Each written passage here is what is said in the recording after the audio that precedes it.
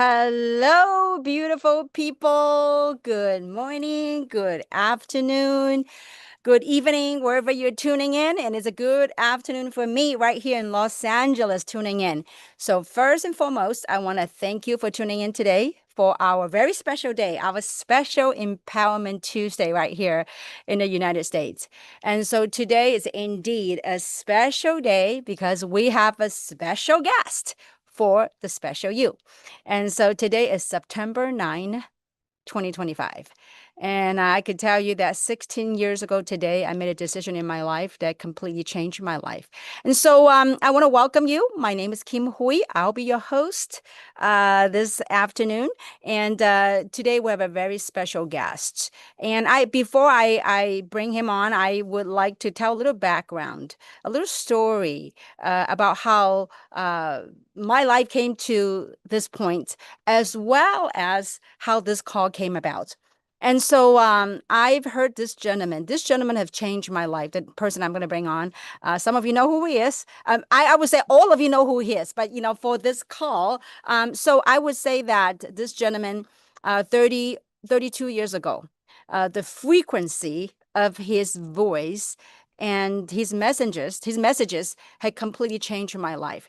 And back in 32 years ago, when I was a struggling entrepreneur, I couldn't afford to go to his seminars or his workshops. I could only buy a cassette tape 32 years ago. You didn't know who I was, but there was something, there was a resonance in his voice, in his message, that I took it to heart, and that completely changed me and changed my life. And so I would say that the last decade and a half, I had the blessing to share the stage with him, and I had the blessing to share screen time with him. And so today we have him right here with us, and he's a man that needs no introduction because he is the best of the best and the best of the best. And please help me welcome none other than Mr. Les Brown. Now I'm gonna do drum roll. Hi, Les. Good Hello. evening. How are Good ya? evening. Good afternoon. Hello, wherever you are. I'm great. Let the record show. Well, thank you, Les. Thank you for coming on. And I want to also give a context of how this call came about. And that is you and I were talking off air, and we were checking on each other. And you had shared something with me that actually fascinated me. I mean, when you say those terms and those words, I'm like, you were able to pinpoint what I was experiencing the last 2 years, I would say. And so, and I want to preface by saying that you had asked me some profound questions, questions that evoke emotions, questions that I went on an introspection on my journey. And so that's why the title of the talk here today is Living a Life That's You. And so Les, maybe what we could open up by saying is that, Les, when you and I were talking, and I love talking to you off air because I mean, on air you're amazing, but off air I get to talk to Les at a whole different level. And Les, as we witness what took place, the global trends that's taking place around the world, and there's two terms that you were telling me, and I'm like, oh my God, Les, I got goosebumps. And that first term you were sharing with me is something called quiet quitting. And the second term was called quiet cracking. And so, Les, maybe you could share with the audience, because they're all familiar with who you are. I mean, you need no introduction. So maybe we can talk about with all that's going on in the world, uh, the work we're doing, and why this is of utmost important, and what's a solution? How do we go about to go from quiet quitting, quiet cracking to thriving in a time of great change right now? Well, thank you very much. I'm so appreciative to be here. We had a great conversation. Let the record show. One of the things that they've realized that over 72% of people who are going to work on various jobs in corporations that they don't want to be there. It's not them. and they're doing just enough not to get fired. They're being paid just enough not to quit. It's a contract of mediocrity. And then there are those who are quietly cracking. That means that it's getting to them, it's stressing them out, it's compromising their health. In the United States on Monday morning, the heart attack rate between 6 a.m. and 9 a.m. increased by 35%. People getting ready to go to jobs that's not them. Mm. So when we look at where we are right now, major corporations and franchises that are closing down, a place where many college graduates are realizing when they graduate that over 50% are going back home because they can't find a job. This is a different economy. We were told go to school and graduate, get a good degree, and you can get a job. That day has changed. Over 325 million jobs are going to be replaced by artificial intelligence.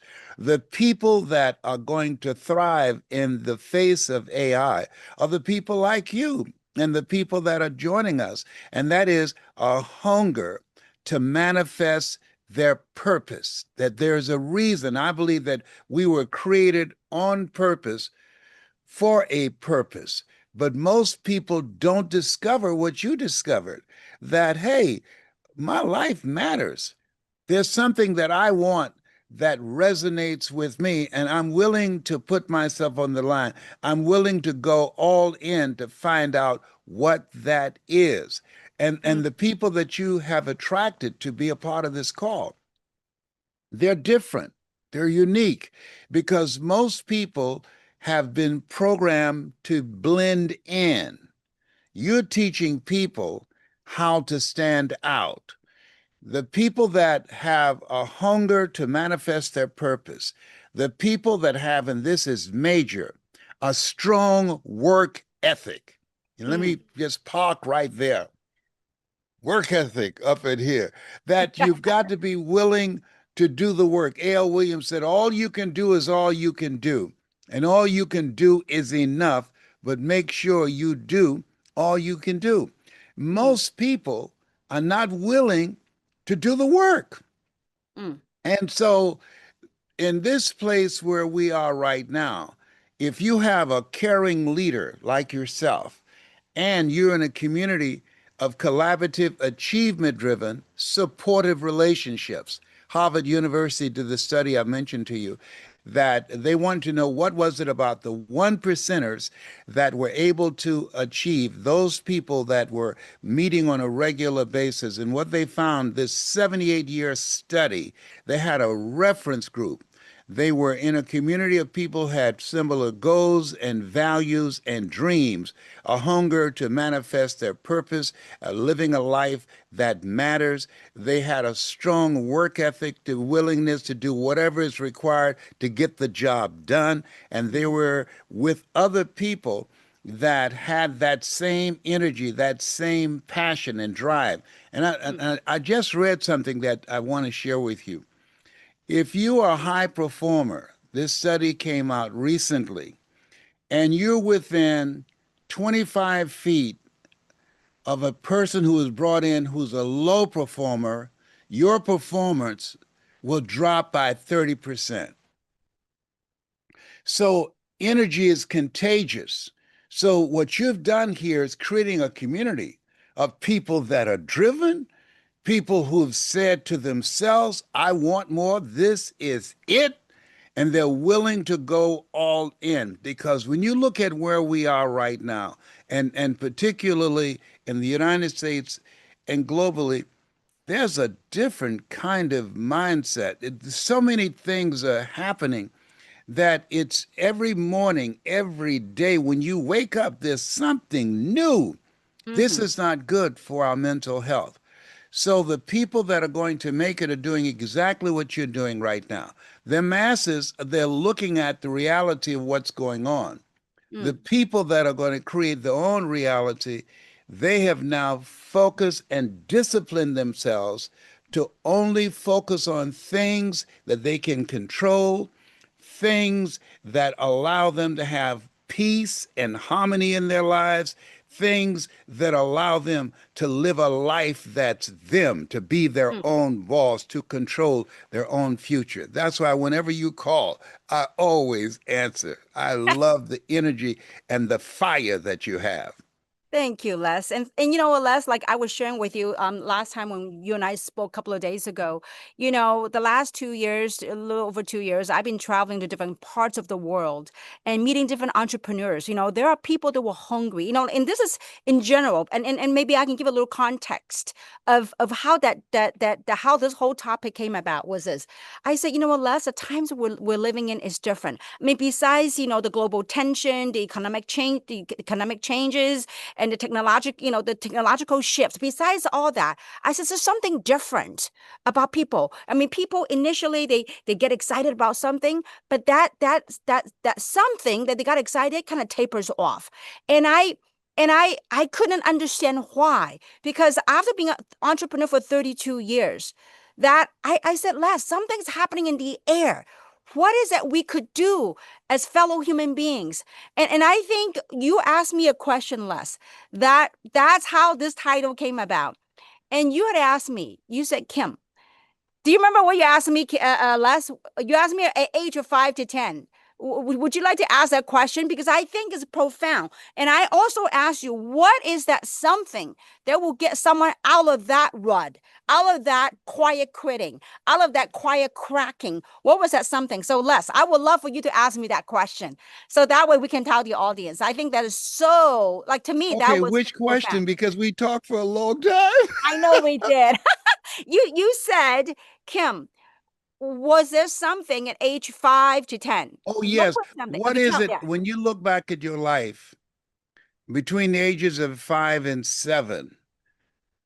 What is it that you saw? What is it that you experienced that caused you to become the person that you are now? Mm, I mm. want you to answer that question. Yes, sir. I love to do that on screen. Yeah. Because you and I, because it evokes so much in me, and I think, okay, so what it was, and I want to give a little context. When I was 5 years old, I was in China, okay, and we were dirt poor, and growing up in an environment, the bathroom were gross, okay, the environment was gross, and there was no freedom, and I felt like I was just a little girl observing my surrounding. I was witnessing the surrounding, but it wasn't me.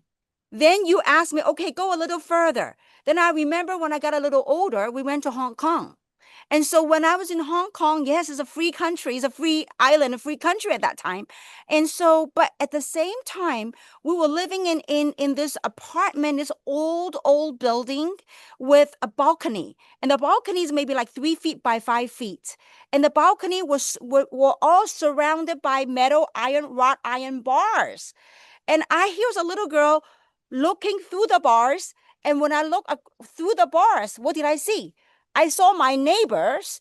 They also have the same situation. They were inside the balcony with looking through the bars. And I'm like, wow, this is like a prison where as if people were trapped in that.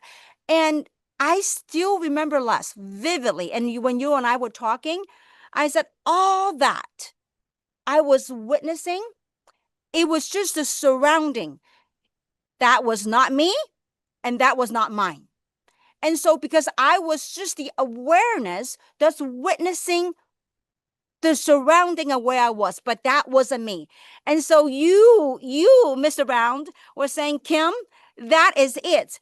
When you knew that all that, whatever that was, you're witnessing, you're going through, it's not you, it's not me, it's not mine. It's about living a life that is you. And I could tell you, Les, for the last 32 years, that's what I did.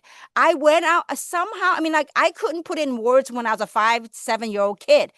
But after going through that journey, Les, I could tell you now I'm able to put it, I can express that. It is that I knew somehow when I was witnessing all that, I knew there's more to life than whatever I was witnessing. whatever I'm witnessing, that's not me and that's not mine. Same thing with what's happening right now. What you see on television, what you see on news, with the geopolitical differences, with the conflicts, and with AI, with all that stuff. It's not you, it's not yours. There's something more out there. And so when we talk about that, Les, I get so fired up that we could provide a solution for those people who have that. You said, Les, I said, what is that one thing? What do they need?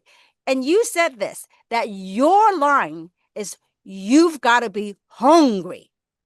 So Yes. when someone have that desire to be hungry, to change, they're knowing that there's something more, then you will get to live a life that's yours. So I would love you to touch upon that and kind of carry on that you've got to be Well, hungry. there's a picture behind me, and it shows the picture you just said about dirt poor.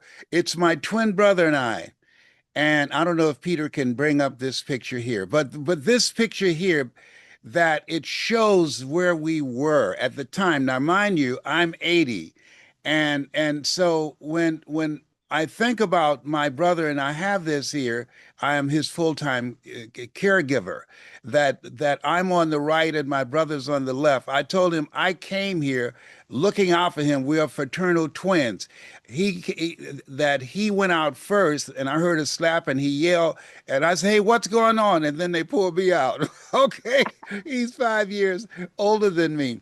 But when you look at our environment, at this time when we were born, our birth mother had to drive around Miami, Florida to find an empty building to go in and give birth to us on a floor, because Jackson Memorial Hospital, which is in Miami, the largest hospital, at that time, they say, we don't accept Black people. You can't come here. So they drove around and found an abandoned building, went in, gave birth to us on a floor. And then our birth mother put us in foster care, left and went back to Gainesville, Georgia, where I'm now 45 minutes from them. My birth family, of course, our parents have transitioned past.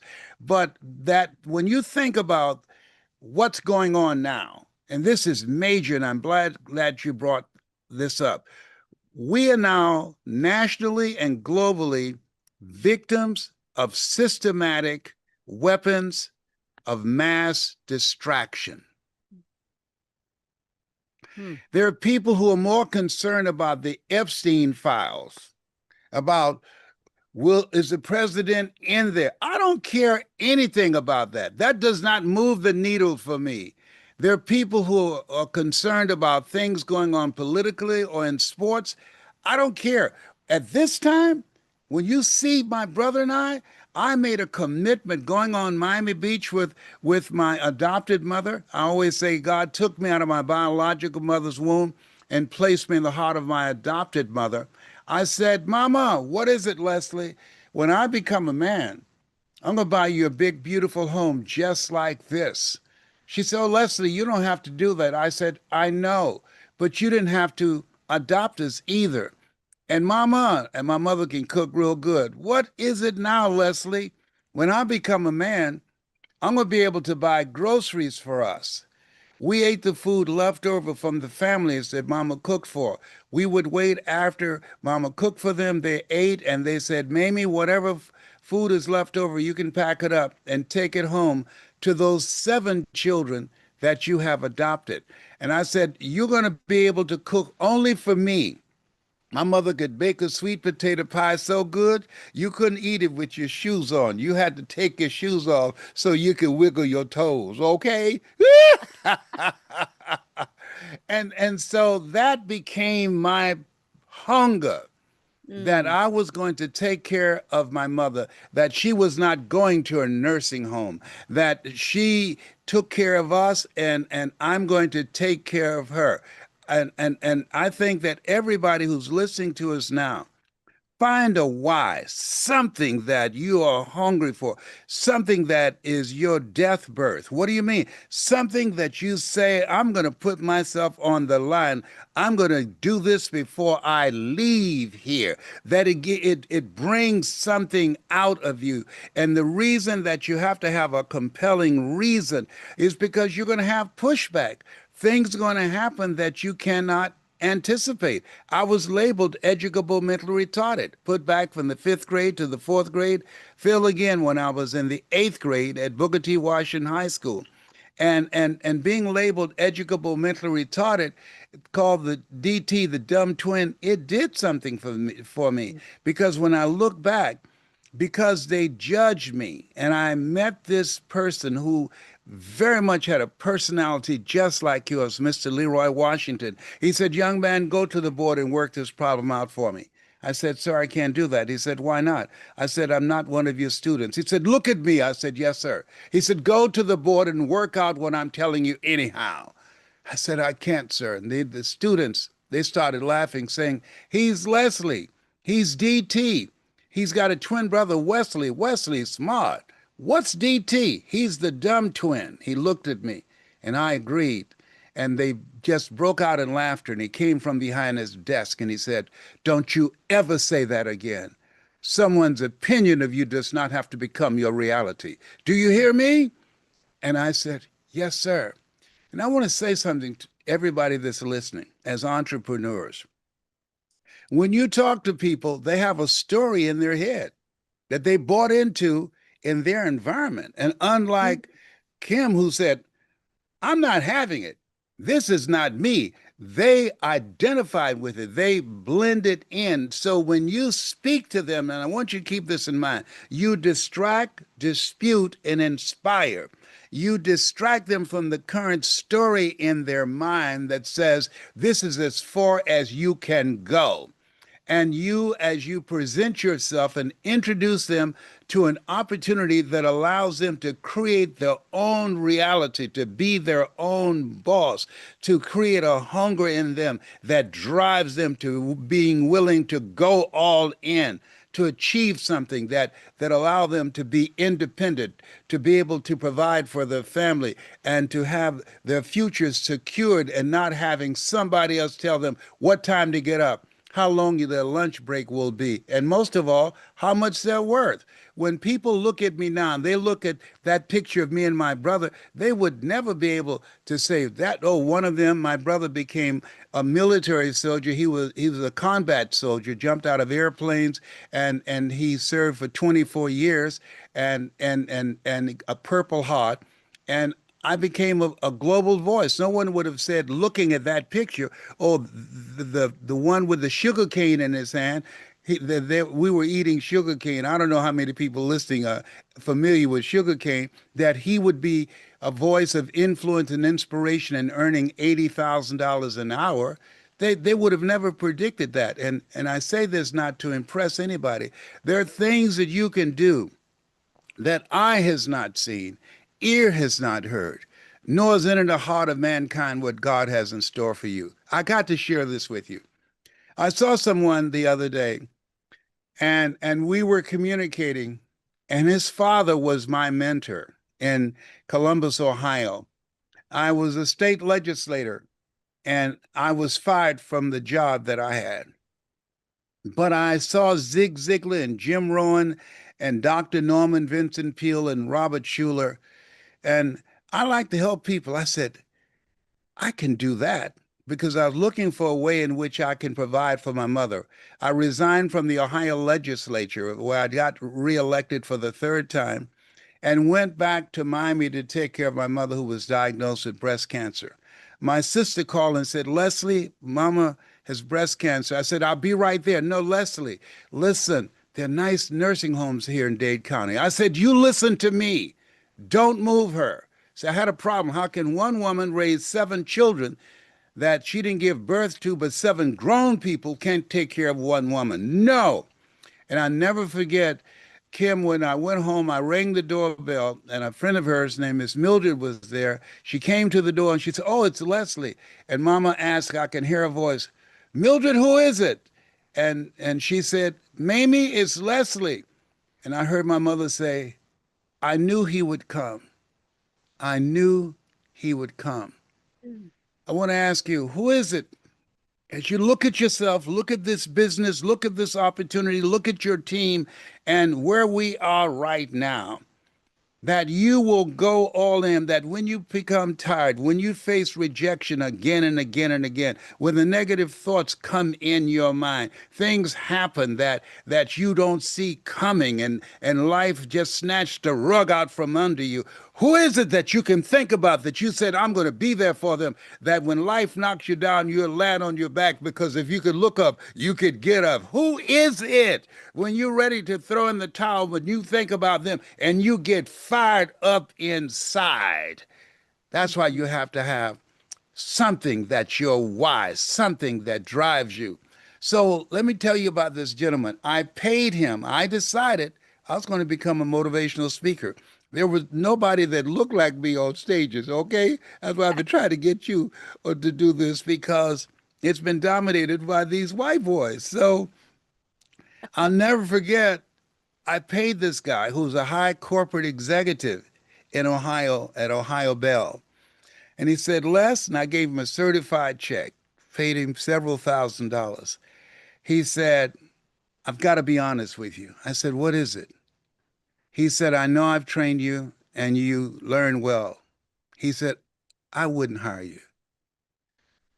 And I said, why not? He said, I have an MBA. You have no college. I have years of corporate experience. You have no corporate experience. And you're talking about earning more in 1 hour than I work and don't get 70 hours a week in 1 month. He said, no. He said, you need to go back to radio. You'll never be able to make it. I want to ask anybody that's listening, have you had something that you wanted to do, someone you respected, and they told you you couldn't do it? In fact, he didn't have to say that to me. So I said, thank you.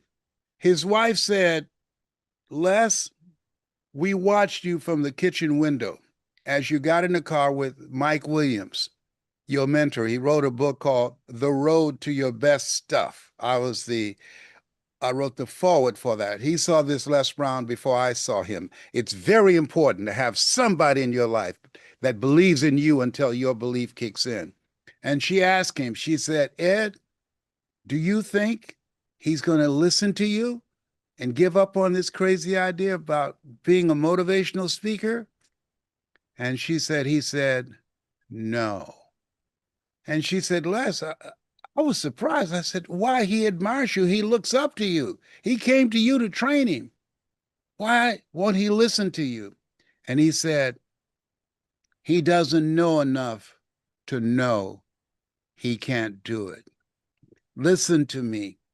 You don't know enough about yourself to be a critic. You've got greatness in you. You don't know enough about yourself to look at your goals and dreams. And when you have setbacks and failures, or you go through a foreclosure, or you go through a divorce, or something happens to you like me. I was diagnosed 39 years ago, and they gave me 4 to 5 months. And now this is the Cancer Centers of America Award for Perseverance, a 39-year fourth-stage cancer conqueror. You don't know what you can't do. And you've got to be determined. You've got to be hungry. You've got to be relentless. You've got to be unstoppable. You've got to be the kind of person that refuses to give up. I'm not having it. This is not me. It's not mine. Wow, Mr. Brown. And I gotta show that photo. Maybe our admin can show that photo of, Les, where you were with Wesley, and then where Yes. you are. I mean, who you are. It looks like it's a photo from a black and white to where you are. But that journey, that integration of you knew we are all much bigger than our circumstances in life. Les, in my opinion, if it's not one thing, it's another. So those distractions that you're speaking of, we all get all kinds. Now is this global trend that we're dealing with. But back in the days, is whatever we're dealing with. As a matter of fact, Les, since we're on this, I want to show you something that I have never shown anybody before. And that is, I'm going to show you my baby picture. All right. So, because there's similarity in that, it doesn't matter what outside clothing we're wearing. We are all the same. Okay. So I'm going to show you my beautiful haircut, my little picture. You like my helmet haircut photo? He's so cute. It's like a little helmet haircut. Okay. So I don't know how old I was, maybe 5 years old, 4 or 5 years old. Okay. Now, who would have thought? Look at that.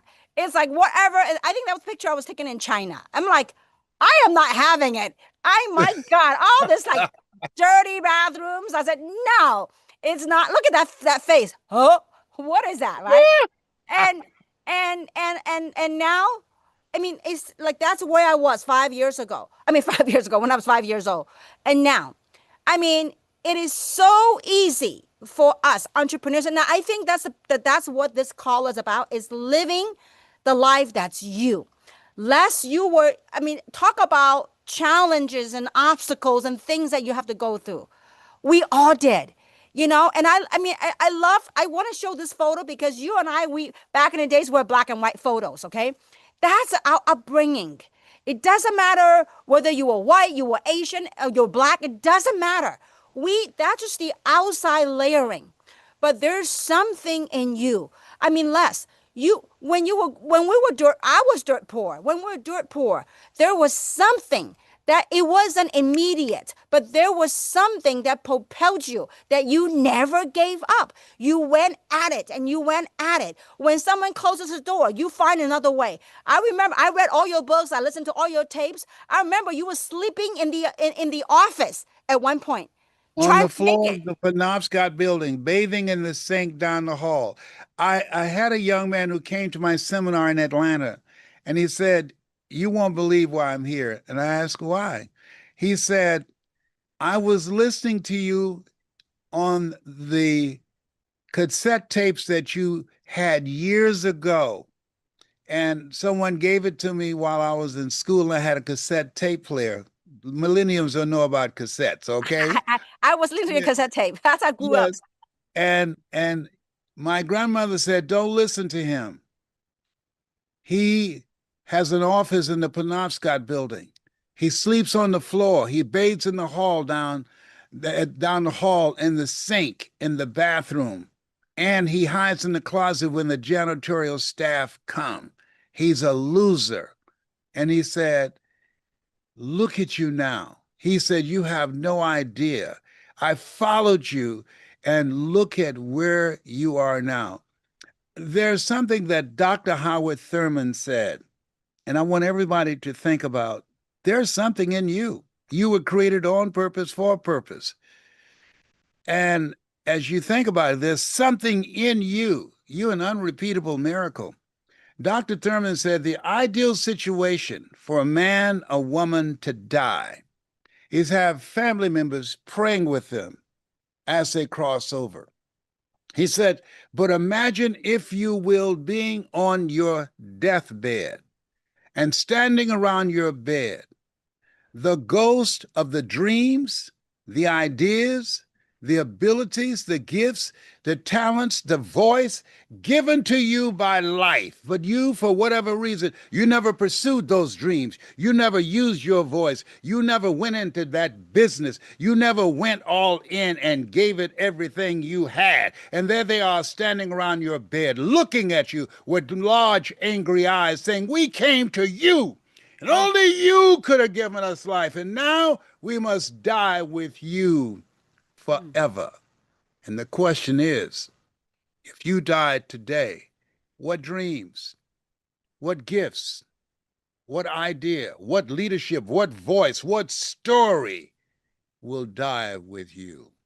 That's powerful. And I read that fired me up and gave me cheer bumps. Oh boy. Les, like, so I don't know, somehow when I look at the black photo, because I long time ago, when I saw you presented with that black and white photo of you and your brother, and then I saw my little photo of myself, when I was 5 years old, somehow I want to show that photo because here from different parts of the world that we grew up in, similar situation but different, and yet we both went out there and live a life that's outside of the circumstances that were presented to us in life. And so here's I hope that today's session with Les, that for our audiences here and those of you that be watching on the recording, is that beyond the words that's spoken, the frequency, the message that you get out of this is that we are all, like Les says, we are all meant. This is a life that was given to you. What are you going to do with it? Because in life, if it's not AI, if it's not this, lay off. I was laid off 32 years ago.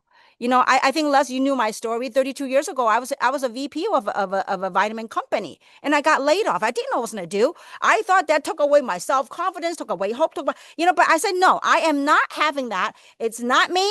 It's not mine. There is a better version of my life that's waiting for me.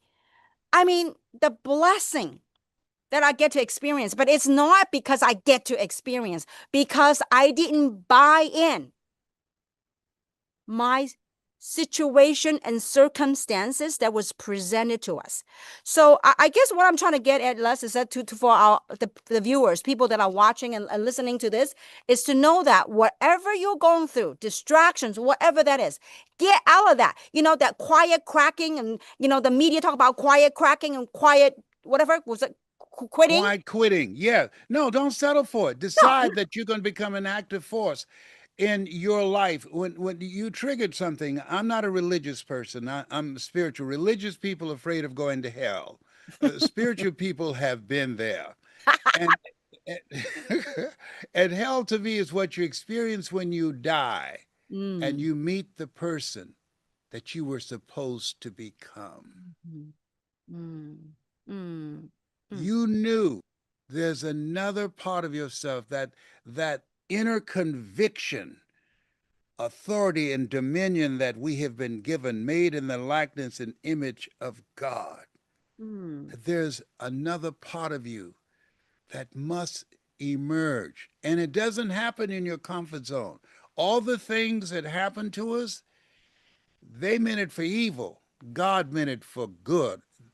My being fired, you're being fired. Had we not been fired, we wouldn't be who we are now. Marion White said, in life, when you don't have enough courage and wisdom to know that you have outgrown a situation and it's time to move on, life will move on you. Life moved on us. And as a result of that, we are able to take a stand and be our own boss. Come on, somebody. Well, all right. Absolutely. And Les, I would say this, especially recently, what I realized, Les, was this. I don't know if you knew that I took a trip to the Amazon. I was off the grid for 3 weeks, no cell phone. Did I tell you that, Les? no. Oh yeah. So I was off the grid for 3 weeks, and no cell phone. I didn't look at myself in the mirror for 3 weeks. And cold shower every day, and I live in the jungle for 3 weeks. Yeah, and so I would say this, that there's one word that if I were to like think about, live and all this, is one word less that really came to me, it was like a light bulb that came. Is this. It's humanity wanted. I think society had programmed us to want something now and something immediate, that immediate gratification. And when we set our dreams and our goals, to achieve, we expect that straight line trajectory. but the goals and dreams, the things, the stories that you went through in your journey to become a worldwide iconic, inspirational speaker, Les. There were like, it wasn't a straight line trajectory. You have to gone through peaks and valleys and curves and to get to where you are. And I would say this one word that really came to me loud and clear from my Amazon jungle experience is this word called integration. When What do you mean by that? thank you. So what I mean by that is when we have, let's say that somehow, somewhat you saw a vision, you saw there's a better version, a vision of yourself, be it like a life that's what you're meant to live and where you are here today. Well, there is a process called integration to go from where you are now to where you aspire to be. We have to integrate things, journeys, decisions, choices that were presented to us. We have to integrate that, and it's not an immediate thing. Like, for perfect example, Les. When people come into a platform like this, a global community, a global platform, they talk to a few people. When the results is not what they expected or what they anticipated, then they go, you know what, this is not for me. Or I rather go back to my thing or whatever I was doing, or that quiet quitting. But rather than say, you know what, let me think about what took place. Let me go back to my core, like engage to my core. What am I here to do? What difference can I make? What kind of impact can I do in life? And so that is to integrate that very core, not your surrounding, not what's presenting to you. That when you're willing to integrate of what took place, what's happening, that's not you. It's having the ability to have discernment and also to manage the invisible. The invisible is something that exists, but that's that invisible power of who you truly are, that match that beautiful light that you are. Like you and I, we went through that. I mean, we're still going through things in life, but the thing is, we don't let that stop us. And so it's when things happen not according to your anticipation, know that if it doesn't serve you, not you, not this is not you, it's not yours. There's something we got to integrate that experience, and that is part of the journey. Les, what would have Yes. happened when you every day you try to serve morning and that a TV station and you say, they go, get out of here, I got no job for you. But you say, you kept doing it because there's a force, invisible force inside you that more. You want it more. You want to buy a house for your mama. You want to do so much in your life, and that is what people need. I think, Les, in the time that we're living in now, to get out of quiet quitting, that quiet cracking, get out of your head, get out of our heads, and know that there's more for you, more for all of us. Les, I am so grateful for you because at 80 years young, you care enough to call me every so often and say, Kim, how you doing? How can I serve? What can I do to help your community? Les, you don't need to do that, but you did that because you care. And I have the utmost respect for you I mean, not only you're the best speaker, no, Les, for a beautiful light that you are, a beautiful human being you are, that at 80 years young, want to continue to make impact to humanity. So I am so Thank you. But Les, there's something you said that triggered something. You talked about people going through stuff. A little boy was in a park and he noticed a cocoon, a caterpillar was struggling to get out of this cocoon. And he watched it with just childish curiosity. And this butterfly was struggling and struggling to get out of this cocoon. And pretty soon it fell to the ground and it flew away. He came to another area of the park a few weeks later and saw the same process taking place. This butterfly is trying to escape this cocoon and was struggling. And out of just naiveness, he decided to help. And he had a pen in his pants. And he used the pen to make a little incision to help the butterfly to get out without struggling. And when the butterfly got out, hit the ground, it fluttered its wings and it died Mm. because the struggle itself gave him life. The Mhm. struggles that we go through, they're not designed to destroy us, but to empower us. The rejections, the setbacks, the failures, they build our character. There's a reason I said that people who don't have goals and dreams and stay in their comfort zone, that's where dreams go to die, in your comfort zone. There's a reason that said if a man is to gain his life, he must lose his life. That in order to do the things that we want to do, we've got to be willing to die to who we are now to Mm. give birth to who we were chosen to be. Everybody listening to me, listen to me. You are a masterpiece. What do you mean, Les Brown? You are a masterpiece because you're a piece of the master. You were chosen on purpose, with a purpose. My grandchildren ask me, they call me Papa. Papa, I got 15 grandchildren. And they ask me, Papa, what is it you want us to do when we get older like you? And I said, live your life the way you want to leave your life. Mm. Live your life the way you want to live your life. Live a life of no regrets.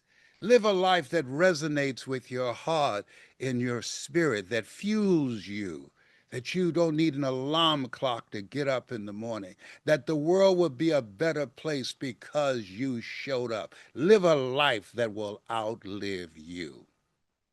Oh, beautiful. Les, thank you for who you are. Thank you for being you. And thank you for living the life that you are.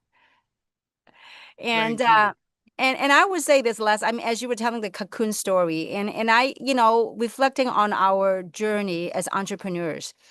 A lot of times, especially in the platform that we're in now, a lot of people go, I want to go to the highest rank or achieve the highest rank or having the success or the money, but without going through the struggles.